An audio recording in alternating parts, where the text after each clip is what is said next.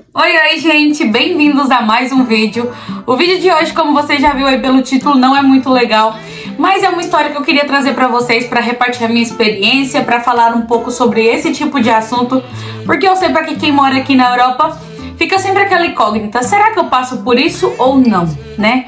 Então eu acho que é sempre válido a gente falar sobre isso pra poder melhorar a nossa vida aqui, ou até mesmo pra você aprender a reconhecer se isso está ou não acontecendo com você. Tá? Seja bem-vindo ao meu canal, eu me chamo Karine Botelho. Nesse canal a gente bate papo, comparte a nossa vida aqui na Espanha e fala de tudo um pouco. Seja muito bem-vindo, se você ainda não é inscrito, se inscreva e deixa o like nesse vídeo se você gostar. Então, gente, como que aconteceu isso? Esse episódio aconteceu quando eu fui numa consulta de rotina com o meu médico. Aqui a gente tem médicos de cabeceira, que é como se fosse o médico da família.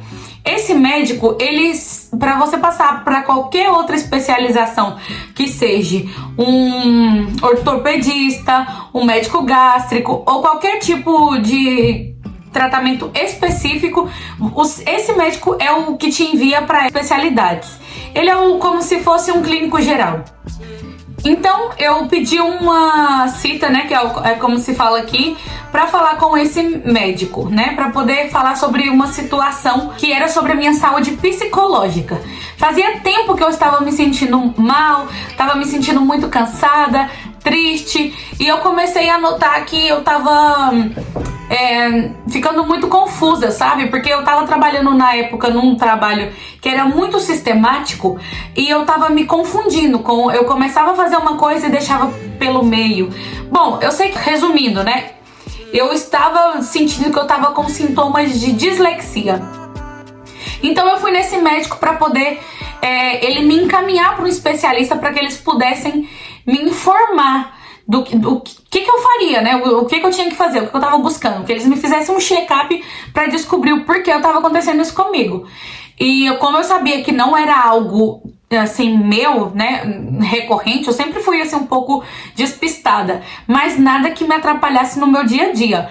E nessa época era algo que tava me atrapalhando muitíssimo, tipo, alguém falava alguma coisa aqui pra mim, eu ia 2 segundos assim pra frente e esquecia, tava com perda de memória recente.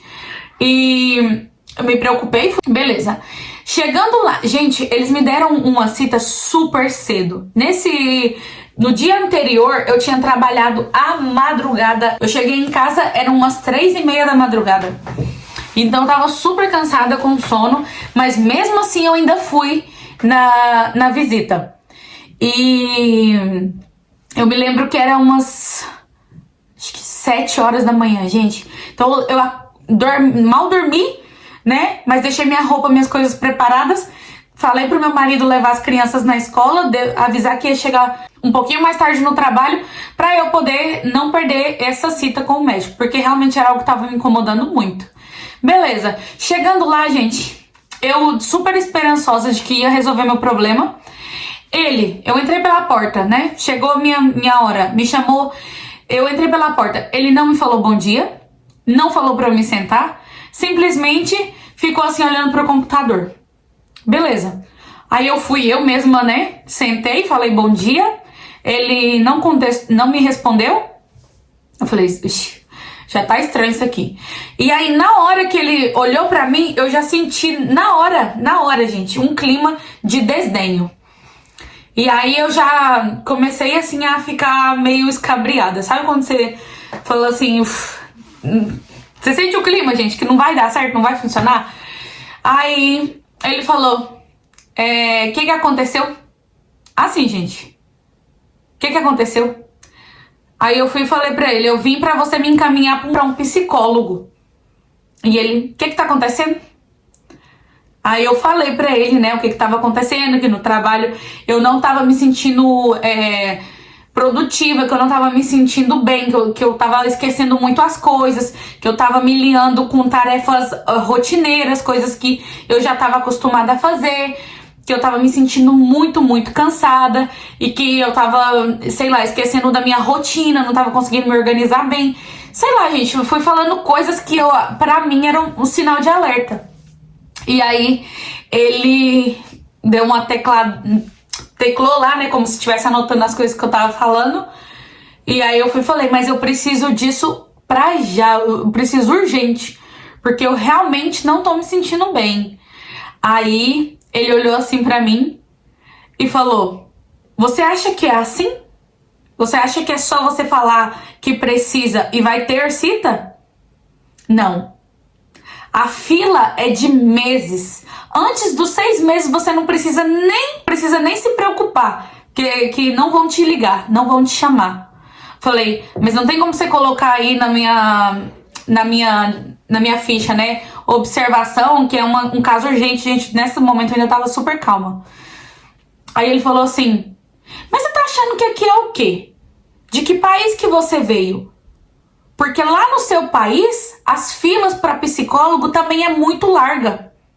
Você achou que aqui seria diferente? Gente, assim ele me falou.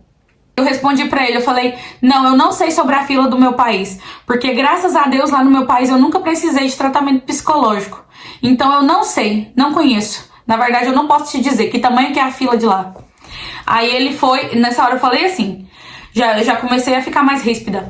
E aí ele falou: tá aqui anotado, eles vão te ligar quando tiver a cita. Aí eu falei assim: tá, eu quero que você então me imprima o informe de que você solicitou tudo isso que eu te pedi. Um informe da nossa consulta. E aí ele falou: eu não tenho esse papel pra te dar. Eu falei: mas eu preciso. Porque se você não tiver solicitado aquilo que eu te pedi e você estiver menosprezando o que eu estou te falando, eu preciso saber. Porque a maneira que você me tratou não foi normal. E aí ele foi e falou: você tá colocando palavras na minha boca. Eu não te tratei mal. Simplesmente você está me pedindo um papel que não existe. Eu falei: como que não existe um informe da consulta que a gente teve hoje? Gente, porque isso existe. Sempre que você vai no hospital, você faz uma consulta, você faz qualquer coisa, eles têm que ter uma ficha com tudo que aconteceu naquele dia. E era esse papel que eu queria, porque eu queria ter certeza de que ele estava me solicitando um psicólogo, ou se simplesmente ele estava dizendo que não, essa menina não tá precisando, sabe? Na hora ali eu já senti que realmente o que ele tava fazendo era xenofobia. Ele tava me julgando por de onde eu vim, como que se eu não merecesse aquele tratamento, aquele lugar de cuidado sanitário, sabe? E me senti super mal, me senti super chateada, muito triste, porque não é só o que ele falou, mas as expressões e o clima que ficou a sala, sabe? E na hora ali eu já sabia o que eu ia fazer. Saí super decepcionada, sabe, do consultório.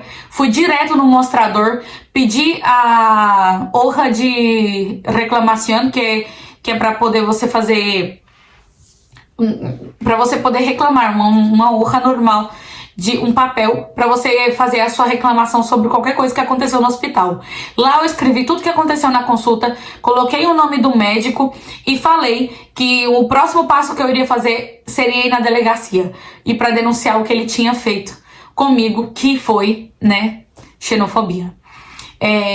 O que aconteceu? Chegando em casa, eu fiz a hoja, né, preenchi, peguei uma cópia pra mim, deixei tudo lá. Já na hora ali eu solicitei pra me trocar de médico, que eu já não queria estar com esse médico. Aqui você tem direito, se você não tá funcionando com o médico que te ofereceram, você pode tentar com outros que o CAP tem disponibilidade. Se tiver sobrando, eles te trocam. A única coisa que eu coloquei foi: quero que seja com uma mulher, né? Porque a gente sabe, querendo ou não, que muitas vezes, ainda mais se são pessoas se formou antigamente, que não se reciclam, que ainda é muito difícil eles entenderem sobre doenças psicológicas, que realmente acham que as coisas são frescuras. Isso, infelizmente, é uma realidade. Se você acredita ou não, é uma realidade. Muitas pessoas, por mais que seja da saúde, ainda não leva os problemas psicológicos a sério. Eu falo não só por mim, mas por amigas minhas que passaram por algo parecido ou igual que eu. Então eu fiz, né, tudo isso, a honra de reclamação e tal, e já pedi pra me trocarem de médico. Quando eu cheguei em casa, falei tudo pro meu marido, chorei, porque realmente eu tava muito triste, muito humilhada, gente. Eu acho que ele pensou que eu só queria um atestado pra poder ficar em casa sem trabalhar, recebendo do governo, gente. Porque eu citei que tava me atrapalhando no trabalho, esse tipo de coisa que tava acontecendo comigo. E claro, ele deduziu que então eu queria que eu queria atestado para poder não trabalhar e ficar recebendo de graça. Só que eu não preciso, gente, porque eu tava trabalhando, tipo, fazendo freelance. Então eu não tinha carteira assinada nem nada. Eu não ia pra Seguridade Social pra receber do governo. Se eu parasse de trabalhar, a desvantagem é pra mim, porque eu não ia receber nada. Então eu realmente fui porque eu precisava. Mas ele não se preocupou nem em perguntar com que eu trabalhava, o que eu tinha que fazer. Não. Ele não me deu informação. Na verdade, gente, foi horrível. Foi uma consulta. Não foi uma consulta, né? Foi uma humilhação. E eu cheguei em casa, falei tudo pro meu marido. Na hora ele já ligou na polícia, marcou uma cita pra gente poder fazer a denúncia. Eu tava com o nome do médico tudo anotado certinho. Só que o que acontece? Eu tava trabalhando muito nesse mês. Então eu só consegui pegar uma cita pra muitos dias depois. E o que acontece quando você passa por um problema desses e vai se passando os dias? A sua raiva vai esfriando, porque eu não sou de guardar rancor, gente. Eu não é uma coisa que eu acho saudável, não é algo que eu faço naturalmente. Eu não sou uma pessoa rancorosa. Então foi passando-se os dias, eu fui, tipo, digerindo, sabe? Fui me esvaziando desse sentimento, dessa coisa ruim. E eu já não tava com tanta raiva. No dia 2 dias antes de ir na cita, o que eu pensei? Provavelmente, seria muito provável de que ao explicar a situação que eu tinha vivido no consultório médico para um policial, talvez o que eu sofresse fosse pior. Sim, infelizmente. Poderiam me desacreditar, ridicularizar as coisas que eu iria falar, e eu não tinha nenhuma prova, somente a minha palavra, né? E querendo ou não, é você fazer uma denúncia não é na sua língua materna. Então eu teria que desenvolver toda essa conversa em castelhano, né? Então seria agravantes que eu acho que me deu assim sinais de que a minha conversa podia ser banalizada. E aí eu pensei, gente, eu não quero me machucar mais, não quero ficar mais chateada, não quero me frustrar mais ainda. Então eu vou desmarcar essa cita e vou deixar isso pra lá. Só vou trocar de médico de cabeceira e pronto. Eu sei que infelizmente muitas pessoas vão ver isso como covardia. Só que sempre, gente, que eu tenho a opção de escolher entre brigar e a paz, eu sempre vou escolher a paz. Sempre. Eu tenho certeza que a justiça divina, ela é muito maior do que qualquer outra coisa.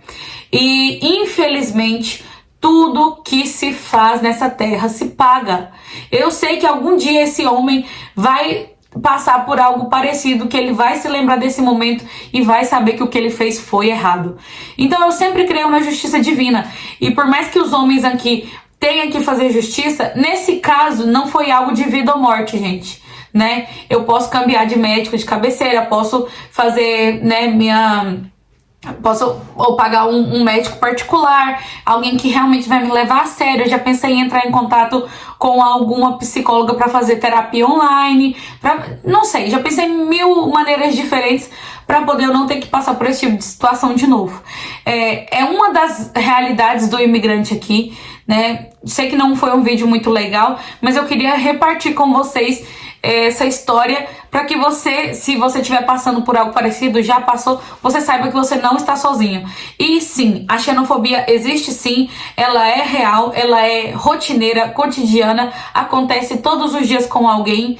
E se você é imigrante, as probabilidades de acontecer com você são grandes, se ainda não aconteceu. Mas se acontecer, eu espero que você esteja preparado para lidar com isso da melhor maneira possível e entender que muitas pessoas têm a cabeça desse tamanhozinho aqui, não tem um pingo de vontade de se reciclar, né, de aprender, de expandir a mente e vive no mundinho deles, achando que tudo é aquilo ali e que eles são os reis do mundo, né? Eu simplesmente tento passar dessas pessoas e deixar eles baterem a cara no muro sozinhos, que eu não esteja perto, sabe? Foi isso, foi o que aconteceu.